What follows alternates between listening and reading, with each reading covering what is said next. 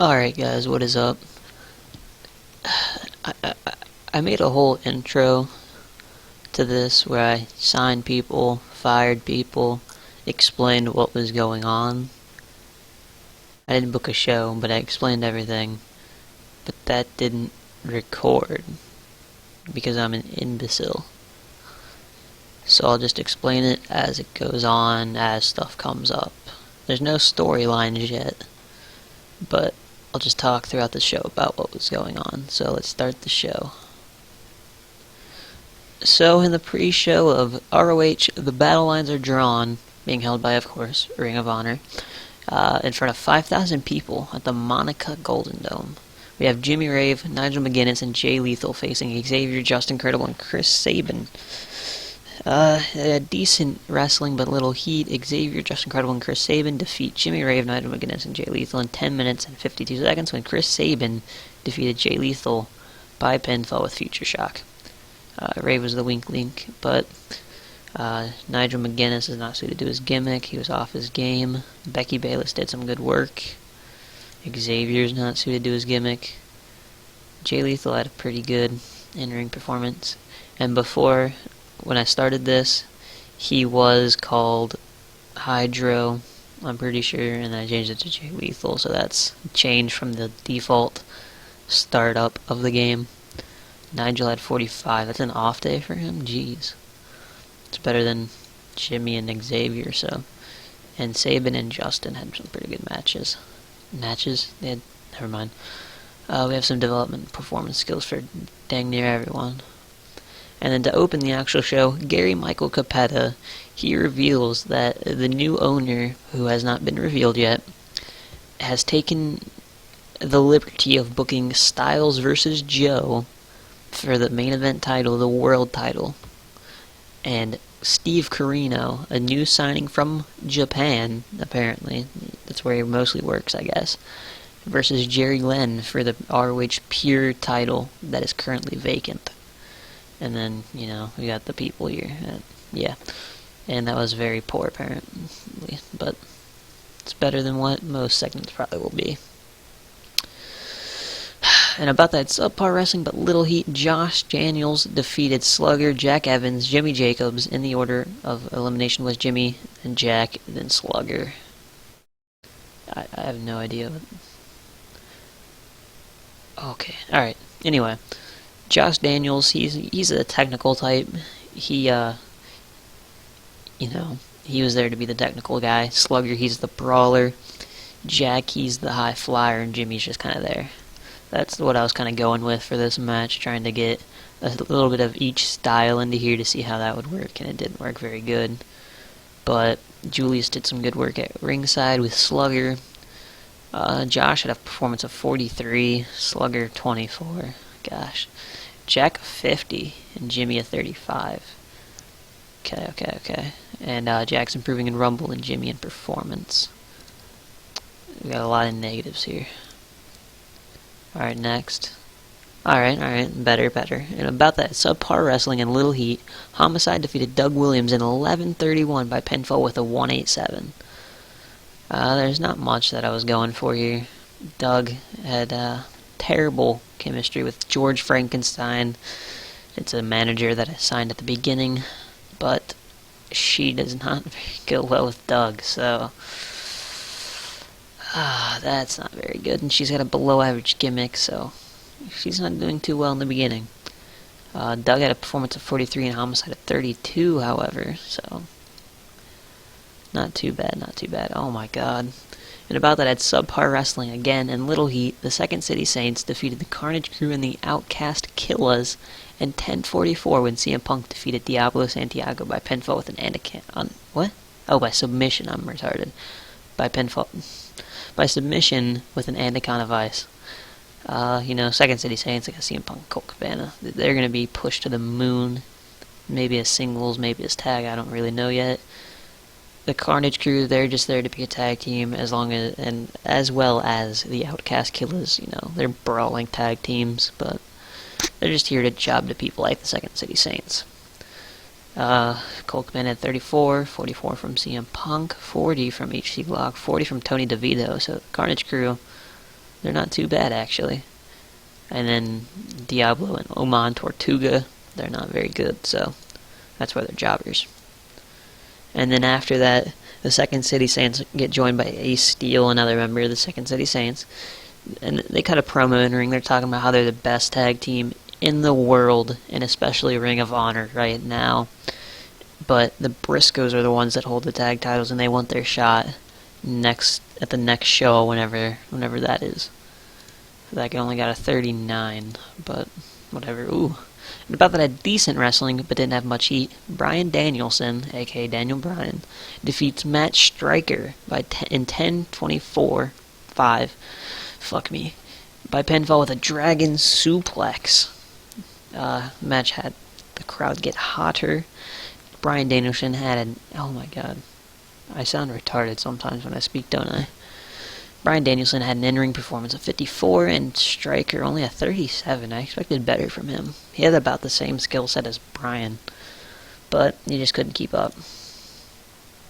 Negatives from both men for inconsistency, chemistry, and holding back. Ugh, God. And about that had subpar wrestling and little heat. The Briscoe brothers defeated the Backseat Boys in 1402. Trent Acid was eliminated first, then Briscoe, then Johnny Cashmere. And if I didn't mention that, but it was an elimination match, obviously. And they make defense number 1 of their tag team titles. Mark Briscoe carried the match, not Jay, Mark. That's surprising, actually. Jay's not suited to his gimmick. He was off his game. Mark is not suited to his gimmick. But I changed his gimmick because at the beginning it said that he would benefit from the change, but not Jay. So I changed Mark, and I should have changed Jay as well. But Mark had a 48, 36 from Jay, 35 from Johnny, and Trent had 33. We'll go ahead and change it to a sidekick, because you know how in real life Mark's kind of the afterthought of the Briscoe brothers sometimes. So that's what I was going with here. It's got a very good, so looks like he's doing better than Mark, at least in terms of gimmicks. They got a 44, and Trent was wasted on drugs, of course. That had good wrestling and decent reaction from the crowd. Christopher Daniels and Lowkey. Perfect match. No, I'm just kidding. Christopher Daniels defeated Lowkey in 15-44 by pinfall with an Angel's Wings. Christopher Daniels not suited to his gimmick. It's nonsense. Lowkey 55. Christopher Daniels 66. 68 C+, pretty good.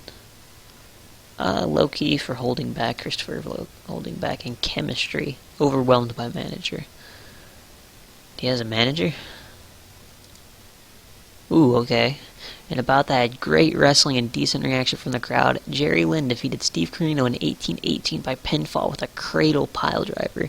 Jerry wins the ROH Pure title. Oh, shit. Jerry Lynn is not suited to his gimmick, but he sustained a grade V AC joint separation. Don't know what that means, but it sounds bad, so... Steve Corino has debuted his old face gimmick. Got an initial rating of great.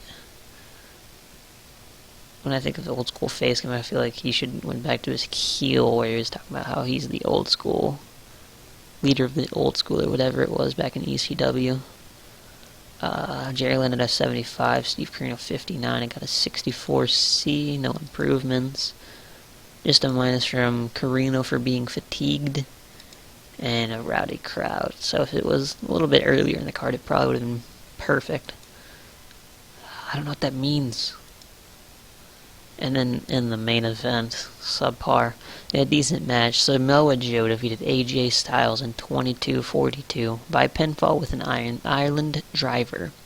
Samoa Joe makes defense number 1 of his ROH World Heavyweight title. Samoa Joe only 44, AJ a 50, led to a 45.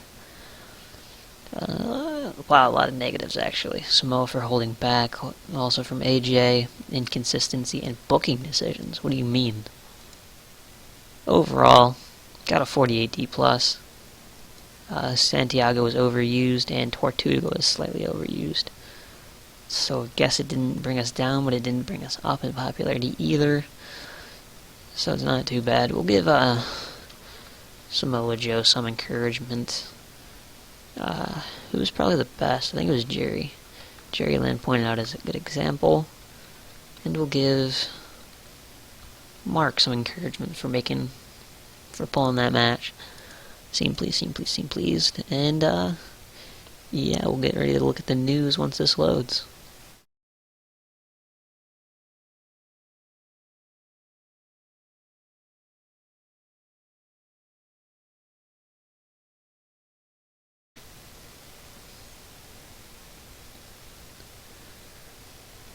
Alright, so we're back in the news section. Where are we at? Oh, injury sideline, Jerry Lynn. After winning the title, he gets injured. Physical. He'll be back in 53 days.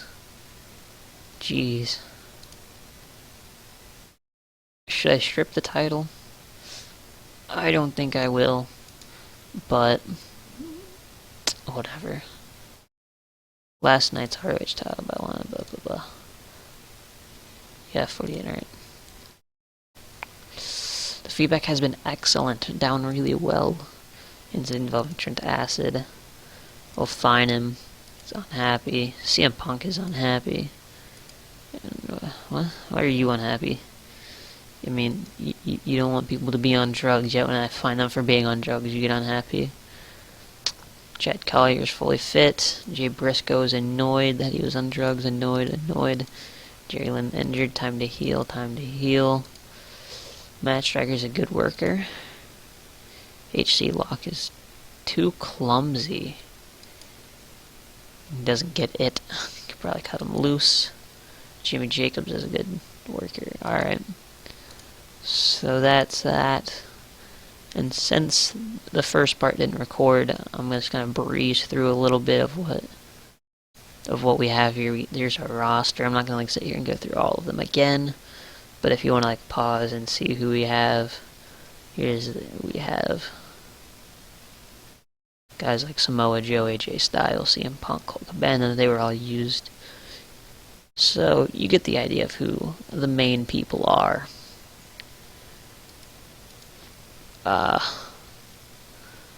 What else can I show? The product, I guess. There's that. So I'll catch you guys in the next episode then. Yeah? Deal. Don't kill yourselves from the cringe of this video. I know I probably will. And see you guys later.